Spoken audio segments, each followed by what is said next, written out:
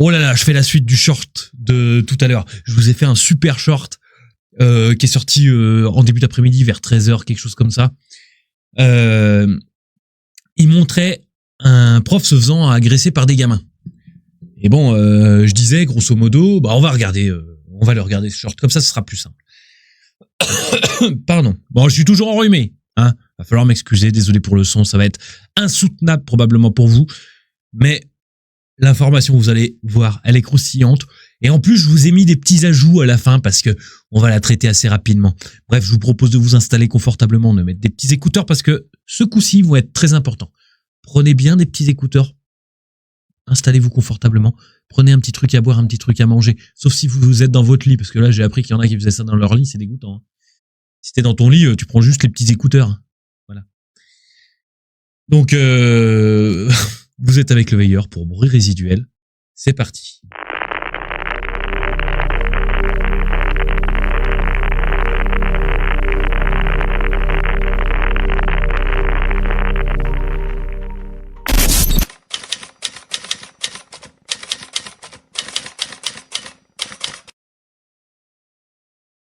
Bien, alors voilà le fameux réel où on dirait que je suis en train de me curer le nez, alors que j'ai le doigt comme ça. C'est fabuleux. Ce qu'il y a de bien, c'est que le veilleur, il sait se mettre en valeur. Tout de suite, immédiatement. Bref, n'attendons pas plus. Amis, regardez ce qui se passe dans un collège à Montpellier. C'est un prof, il se fait décalquer par des élèves. Pourquoi il se fait décalquer par des élèves ? Bah parce que les profs, depuis des années, ils parlent de bienveillance, de socialisme, ils votent socialiste d'ailleurs, et bah ils goûtent à ce pourquoi ils votent, hein. Voilà. Et leur histoire de bienveillance, un peu, c'est de l'hypocrisie, non ? Quand t'es dans la salle de classe, ils aiment bien avoir leurs mains mises bien dictatoriales dessus, hein. Donc en fait, les profs sont simplement des communistes, hein. Voilà. Dites-moi dans les commentaires ce que vous en avez pensé. C'était le veilleur pour bruit résiduel. Ciao. Bon voilà, le veilleur qui regarde le veilleur, je trouve ça un tout petit peu bizarre. Bon, c'est la deuxième fois que je tourne cette vidéo parce que j'avais oublié de brancher le micro. Donc je vous demanderai de m'excuser. Sans plus attendre, on va regarder ce qui s'est passé exactement à Montpellier. Il titre toujours pareil. Lycée Jules Gued. Un professeur s'est violemment fait agresser et mis à terre par plusieurs élèves au lycée Jules Gued. Voilà. Alors le prof, c'est lui, là, celui qui a un petit bedon et qui est en chemise, qui a pas trop d'épaules, pas trop de bras apparemment. Regardez ses toutes petites jambes là. Il doit avoir environ entre 45 et 50 ans, je dirais. Regardez bien comment ça va se passer. Je vous la laisse jusqu'au bout.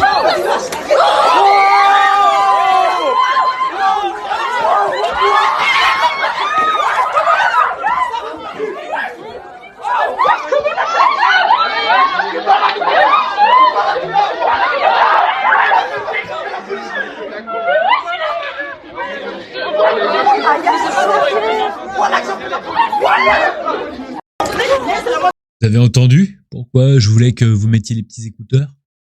C'est pas grave, si t'as pas entendu, tu entendras mieux juste après. Regarde bien. Alors, la première question que je me pose, c'est qu'est-ce que ce prof vient faire avec un téléphone portable à ça de la tête d'un gamin si proche? Pourquoi? Je pense que le gamin a des propos un peu bizarres ou doit être en train de faire un truc bizarre. Mais ça n'autorise pas spécialement le prof à le filmer. Il me semble que j'ai des proches qui travaillent dans l'enseignement. Je crois que t'as pas le droit de filmer un gamin, un mineur, sans l'autorisation de ses parents, etc. Donc là, déjà, c'est chaud. Même si c'est pour le balancer, je sais pas, à ta hiérarchie ou quelque chose comme ça. Parce qu'il est en train de faire probablement une connerie. Et le gamin, mal élevé comme il est, regardez bien. Il tape dans le téléphone et il ramasse une claque. Bon, sans force parce que il s'en remet. Mais elle claque bien quand même. Hein. Mais qu'est-ce qui autorise un prof à lever la main sur un gamin? Alors, le gamin tape dans le téléphone. Alors, le prof filme. Nul à chier. Faut pas faire. Le gamin tape dans le téléphone. Ça va pas non plus. Et le prof En réponse, lui met une claque incroyable. Pourquoi ? Parce qu'il doit pas être soutenu par sa hiérarchie. Parce qu'il sait pertinemment que ce gamin, il s'en sortira, il y aura pas de problème. Et quand vous regardez ce qu'il y a autour, c'est quand même très créolisé. Hein.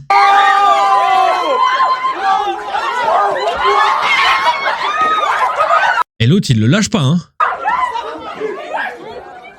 Il y a eu le FDP qui est sorti.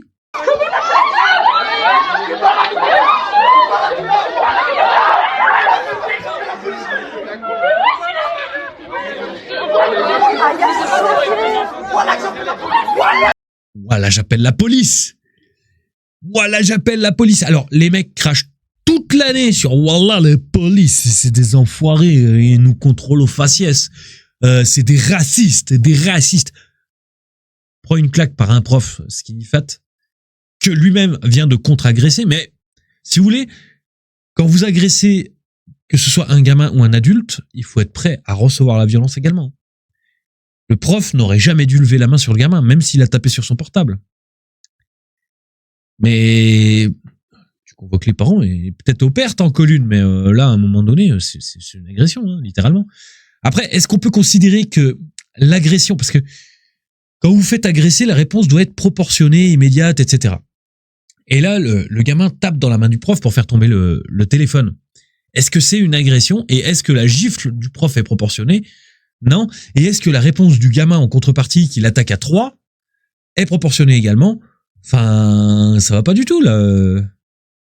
Par contre, c'est quoi ça ? Peut-être pas. Non, c'est une fille aux cheveux longs, je sais pas. Pas sûr. Ouais, je suis pas sûr. On va voir ce que ça dit dans les commentaires. Ouais, quelqu'un est comme moi, elle doute. Est-ce que c'est ses cheveux? Est-ce que c'est pas ses cheveux? Bref. Les profs votent à gauche. Ils ont jamais voulu appliquer la loi. Bon, bah, voilà, quoi. Voilà. Et une gauche un peu crade, pas une gauche laïcarde. C'était la laïcité au nom de laisser la place à l'islam. Très souvent. Je l'ai entendu beaucoup à l'école, ça. Voilà, il y a encore une deuxième personne qui doute de ça. Bon, il y a quelqu'un qui se moque, qui dit qu'ils doivent être habillés comme des boxeurs. Bon, au niveau des cheveux, je trouve que c'est un peu trop clair quand même pour bien représenter ce qu'on vient de voir. Hein. Il y a 30 ans, on rigolait de cette situation fantasque, on en faisait même une comédie. Ouais, bah oui. Les profs payent l'immobilisme, le pas d'amalgame, le pas de vague. Ah oui, c'était les premiers à dire ça. Et le faut remonter les notes que les syndicats d'extrême gauche pour lesquels ils votent massivement imposent aux différents ministres et gouvernements depuis 1981 pour les gauchos de je sais, je suis un vilain facho. Voir ces profs galérer ne me fait ni chaud ni froid. Ces gens ont largement contribué à créer cette jeunesse de en crachant sur les faf qui avaient tout vu venir avec 20 ans d'avance. Bon, bah, j'ai mis un like ici. Et ensuite, ce bruit d'un autre temps, d'un autre monde, sous-évolué, ces piaillements aigus de femelles hystériques. Ouais, parce que on sent qu'elles aiment bien cette violence. C'est révélateur. Seuls 2 gars ont essayé de gérer, et encore, ils n'ont pas essayé de gérer. Hein. Mais écoutez bien, les cris, encore une fois, c'est pas la bonne, c'est celle-là.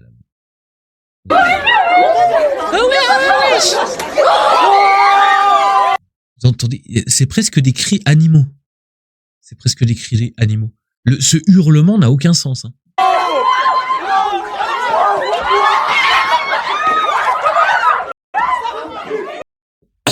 Si tu as peur, à un moment donné, tiens-toi loin de ce problème-là. Hein. Bref. Tiens, je vous rajoute un petit peu de sauce parce que là, c'était un petit peu sec.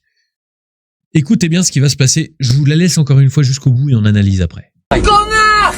Mais c'est quoi ce pins? Va faire ta gueule. Ça c'est la meilleure! Je suis dans mon pays, monsieur! Casse pas les... Mais vous aussi!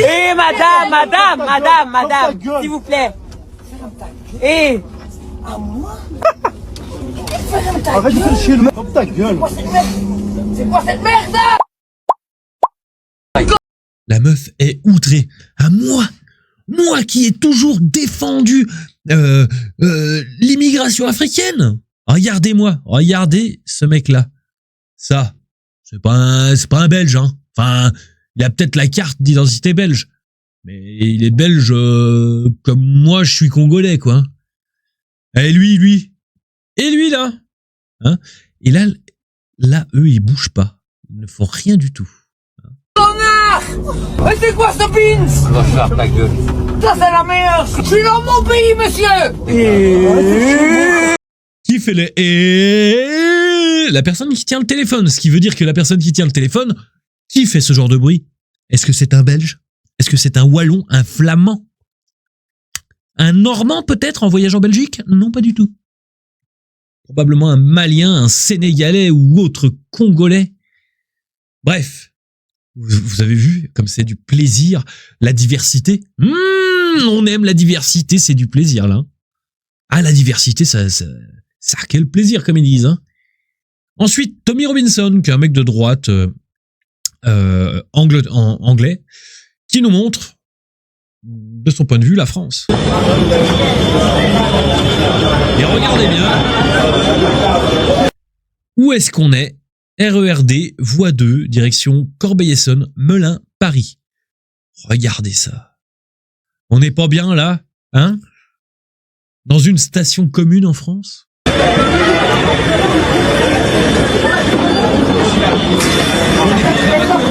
C'est pas Bamako, hein. Bamako sur Seine à la limite. Bref. Je vais pas lire les commentaires parce que ça va être encore un peu hardcore. Reprenons un petit peu d'enrichissement. Excusez-moi, j'ai encore le rhume. Hein. Encore un peu d'enrichissement. Au Mans, les rillettes, un homme à trottinette et au long rasta traîne une femme de 91 ans sur plusieurs mètres pour lui voler son sac jusqu'à ce qu'elle lâche prise. Déjà condamné pour vol avec violence sur une dame âgée. Bien. Qui est-ce qui porte des dreads? Deux types de personnes. Le premier type de personne, c'est le rasta appropriation culturelle. Yeah man, viens, on va se faire une teuf là. Et du coup, bon, bah les rêves partis sont interdits, donc il va devoir se couper les dreads et se mettre au boulot. Et l'autre, eh ben c'est l'homme noir, hein, mon ami. Et là, encore une fois, force est de constater que la violence, c'est africain, probablement. Hein. Peut-être que je me trompe, hein, on peut laisser le bénéfice du doute. Du doute, on n'a pas le nom. Mais j'ai envie de te dire, quand il y a beaucoup de choses qui se répètent en science, on parle de répétabilité, quand c'est juste et répétable, on peut considérer que l'hypothèse est juste. Là, voilà. Et donc, Cernu News, tiens, qui devait passer chez KB, tu sais, pour l'émission hebdomadaire le dimanche, apparemment, il n'est pas passé. J'aimerais vraiment savoir pourquoi. Écoute, Cernu, si tu passes sous cette vidéo, n'hésite pas à m'envoyer un message. On pourrait peut-être se faire notre propre petite émission à nous. Et pendant ce temps-là, à la gendarmerie et la police nationale et les juges rouges, tous ces bolcheviks préfèrent aller perquisitionner les amis de Quentin qui s'est fait assassiner par les communistes alors qu'eux-mêmes sont victimes d'agressions et avaient déposé plainte. Et en dernier, je vous ai mis ce rappeur. Écoutez ce qu'il raconte. C'est intéressant parce qu'on fera un lien entre tout ça et ce qui s'est passé aujourd'hui. Les artistes rap et les autres, on a une responsabilité. Quand dans des clips de rap, on voit des kalachnikovs, quand on voit des mecs cagoulés, habillés tout en noir, excusez-moi, ça reflète quoi? Ça reflète le grand banditisme. Et puis on voit ces mecs-là idolâtrés par des jeunes de 13-14 ans. Et puis derrière, après on va se retrouver avec des jeunes qui perdent la vie. Je pense à Elias, je pense à d'autres jeunes en France. Mais on a une responsabilité. Donc moi aujourd'hui, quelque part, vous savez, eh ben, je préfère mourir médiatiquement ou mourir tout court en luttant pour mes convictions que de marcher pour un système, avoir plein d'argent, mais ne pas être bien. Puis quelque part, ok, ben je galère. Moi, je viens vous voir aujourd'hui à Paris, comme je vous l'ai dit tout à l'heure en off. Je suis indépendant. Ma musique que je fais, tous les visuels, c'est moi qui fais tout. Je fais tout parce que j'ai pas d'argent. ben, quelque part, moi, je le vis bien. Et ben, même en prônant cette vision-là, eh ben, j'ai réussi à travailler avec Jean-Claude Camus, le producteur de Johnny Hallyday. J'ai réussi à faire la première partie d'NTM. J'ai réussi à faire des titres avec Shuriken et Saïd du groupe IAM. J'ai réussi à travailler avec Priscilla Betty. J'ai réussi plein de trucs. J'ai réussi à tourner dans la série Pax Massilia avec Olivier Marchal. J'ai bossé avec Franck Dubosc. Ben, ça fait rien. Le combat est peut-être difficile, mais une fois de plus, j'appellerai jamais à la victimisation. C'est peut-être mon destin de lutter. Je continue. Ok. Bah, cool. Alors, qu'est-ce que on peut en déduire? Dans la situation initiale, il y a rien qui va. Le prof vote à gauche, donc il prend dans la tronche ses 30 ou 40 ans de gauchisme. Ensuite, on a un collège ou lycée full remplacé, donc des Africains avec des habitudes d'Africains et des comportements d'Africains. Je sais pas si c'est culturel ou je m'en fous de l'origine. J'ai pas envie d'être taxé de racisme parce que je dis pas que quelqu'un est mieux que l'autre parce que sa couleur de peau, etc. Mais c'est vrai que quand tu vois les Africains, ils ont tous ce comportement-là. Tous ceux quand on côtoyé se rendent compte de ça. Alors c'est pas tous les Africains, hein, pas d'amalgame comme disent les profs, hein. Mais il y a un moment donné, je suis désolé, si 90 personnes sur 100 sont contaminées par quelque chose, eh ben, les 10 personnes restantes, malheureusement, vous serez associés aux 90 autres. On va pas faire de, comment ça s'appelle, autre chose que des généralités pour vous. Et ça, c'est triste. Mais peut-être qu'à un moment donné, c'est à une communauté de gérer sa propre communauté. Si vos collègues sont mal élevés, c'est peut-être à vous de faire le travail, hein, les amis. Hein? Si vos enfants sont mal élevés, c'est peut-être un petit peu de votre faute. C'est pas de la faute du pays, là. Les comportements comme ça. C'est pas le pays qui les rend comme ça. C'est même pas nous. Moi, j'ai rien demandé à ces gens-là. Je les connais pas. Et pour autant, même moi qui suis dans une campagne paumée, j'arrive déjà à avoir des emmerdes avec ces gens-là. Je te jure, je suis allé au parc de la Tête d'Or récemment à Lyon. Enfin, t'es pas bien, quoi. T'es au milieu des Africains, t'es pas au milieu des tiens. Et donc, du coup, la diversité, on se sent pas bien. C'est même pas une question d'insécurité ou je sais pas quoi. C'est que t'as envie de vivre avec des gens qui te ressemblent. Et là, ils te ressemblent pas. Mais même eux, ils doivent pas se sentir bien. Parce que un Africain et un Maghrébin, ils se ressemblent pas. Donc même eux, ils doivent pas être heureux. Enfin bref, ça c'est autre chose. La diversité, c'est de la merde. Voilà. Fin de la conversation. Et dernière chose, le rap met dans la tête des gamins qu'il faut avoir un certain comportement pour être viril. Ils cherchent la virilité, les gamins, à cet âge-là, 16-20 ans. Ils cherchent la virilité, ils cherchent à montrer qu'ils sont des hommes, à s'affirmer. Et en fait, qu'est-ce qu'on leur propose? On leur propose « Ouais, moi je suis Booba, Kalash, Karis, tchouin. » Ça, c'est la virilité. Et c'est ça que vous voulez pour nos gosses? Bande d'ordures. Et vous les laissez écouter Skyrock? Faute grave. Après, si vous interdisez Skyrock, de toute façon, dans vos dos, ils écouteront Jul avec leurs copains, etc. Et ce sera peut-être même pire. Donc, au final, faut leur proposer des solutions alternatives. Il n'y en a pas 150 des solutions alternatives. Des trucs qui peuvent être un peu stylés, qui peuvent sortir du lot. Et mettez-les au sport. Hein. Mettez-les avec des gens qui leur ressemblent. J'ai toujours prôné d'aller faire de la boxe. La boxe, c'est mort. Les clubs sont full remplacés. C'est avec des Maghrébins dedans. Enfin, tous les sports de combat, boxe, MMA, etc. C'est terrible.